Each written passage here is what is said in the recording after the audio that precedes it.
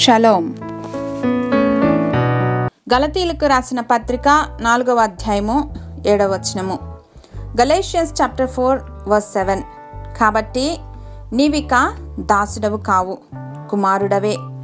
కుమారుడవైతే దేవుని ద్వారా వారసుడవు. So you are no longer a slave but God's child. దాసునికి కుమారులకు ఎంతో వ్యత్యాసం ఉంది.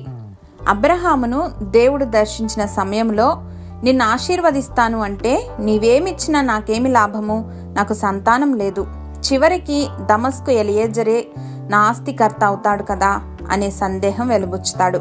అంటే దాసుడు తన యజమానుడు చేసే దానిని సంపూర్ణంగా ఎరగడు. అతనికి ఎన్నో లిమిటేషన్స్ ఉంటాయి. కుమారుడు మాత్రమే తన తండ్రి ఇష్టాయిష్టాలను గమనించుకోగలడు. తండ్రి కుమారునితో సమస్తం పంచుకుంటాడు. అందుకే కుమారులైతే వారసులే. అటువంటి గొప్ప ధన్యత మనకు క్రీస్తునందున్నది. బానిసల్లాగా వెట్టి చాకరీ చేసి సంపాదించుకోవాల్సినటువంటి అవసరం లేదు. దేవుని వద్ద నుండి సకలము ఉచితంగా కృపచేత పొందుకున్నాం. కాబట్టి ఎవడును మనుషుల యందు అతిశయింపకూడదు, ఆధారపడకూడదు. సమస్తమును మనవి, ప్రస్తుతమందున్నవి అయినను రాబోనివైనను సమస్తమును మీవే. మీరు క్రీస్తువారు, క్రీస్తు దేవుని వాడని 1 కొరింథీ పత్రిక ద్వారా దేవుడు భరోసానిస్తున్నారు.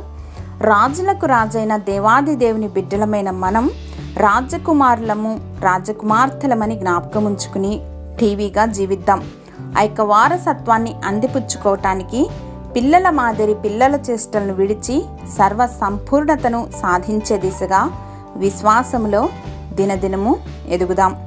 సకల ఆశీర్వాదములకు కారణభూతుడైన మా తండ్రి, దాసులుగా కాక మీ స్వంత బిడ్డలుగా మమ్మను పిలిచి సమస్త బానిసత్వం నుండి విడుదలను అనుగ్రహించినందుకు యేసుక్రీస్తు వారి ఘనశ్రేష్ఠ నామంలో కృతజ్ఞతలు సమర్పిస్తున్నాం మా ప్రియ పరలోకపు తండ్రి.